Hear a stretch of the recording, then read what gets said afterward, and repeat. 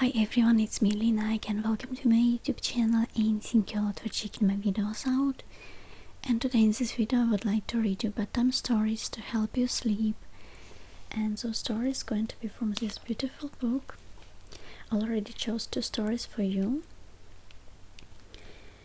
And before I start reading, I would like to turn some pages for you because I know you love this sound, and so do I. Those stories going to be about pride, and one of them is called The Fox and the Grapes, and another is called Kino the Birds.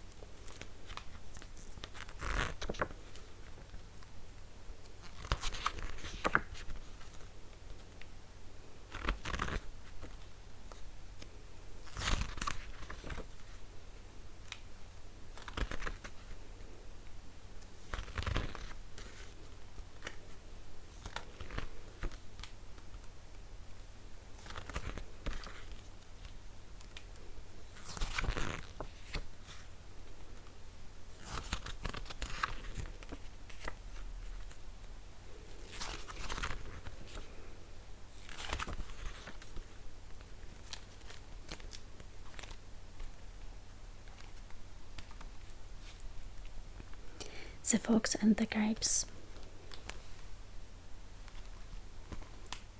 Here is a picture.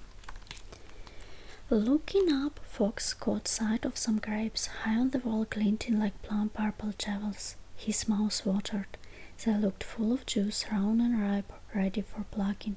He leaped at them, springing up on his back legs, claws outstretched. He missed.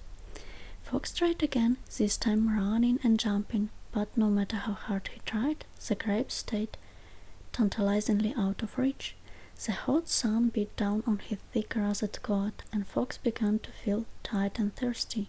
And always there were the grapes, promising to quench his thirst, taunting him with their glossy skins. Fox began to feel angry. He looked at the grapes and snarled. They swayed slightly in the breeze. Were they going to fall? No, they were not. He was never going to get them. I didn't want you anyway, he said aloud. You're not even ripe yet, he added. I don't need sour grapes. And with that he put his nose in there and stalked away. And the moral is, it's easy to be rude about what you can't have. Gotta say, I totally agree. This is moral. So the next story is called Kino the Birds. There's a picture of the birds. The date's been set, announced the finches, all of a twitter filling the tree branches with their chatter.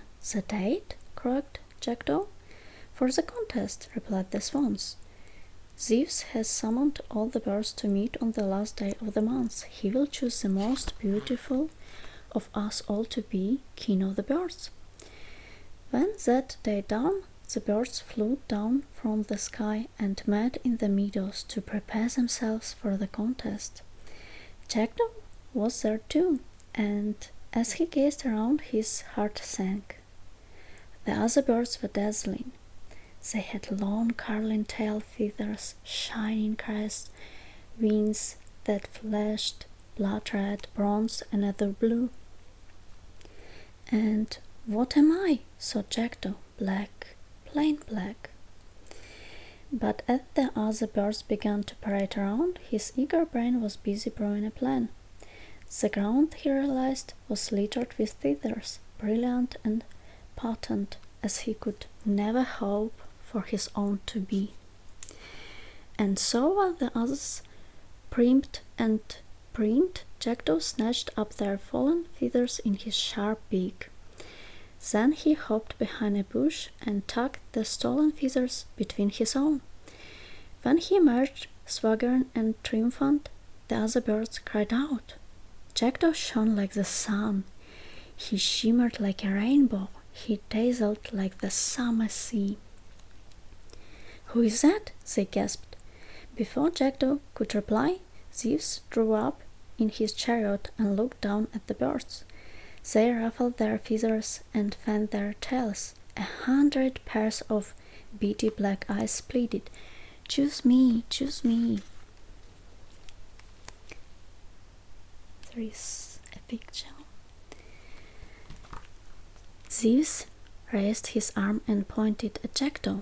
"This splendid creature shall be king of the birds. He is the most beautiful by far." Then Zeus, satisfied that his job was done, sped on his way. The other birds gawked and gasped. "Who is it?" they asked. "Who did he choose? We have never seen this bird before." They stalked up to Jackdaw and peered at him with narrowed eyes. "How odd," said Peacock. "He has tail feathers just like mine." "And those on his wings are mine," squawked Parrot. "I know who it is," cried the Cockatoo. "Wicked old Jackdaw, you've stolen our feathers and our crown." Jackdaw backed away. "Let's get our feathers back," said the furious Finch, and all at once the birds descended on Jackdaw, jabbing at him with their beaks. "Stop!" cried Jackdaw. "Stop! Stop!" But no one listened, and when they had finished, Jackdaw had been stripped of his stolen cloak of glory. The mangled feathers lay on the ground, and Jackdaw once again was just a jackdaw.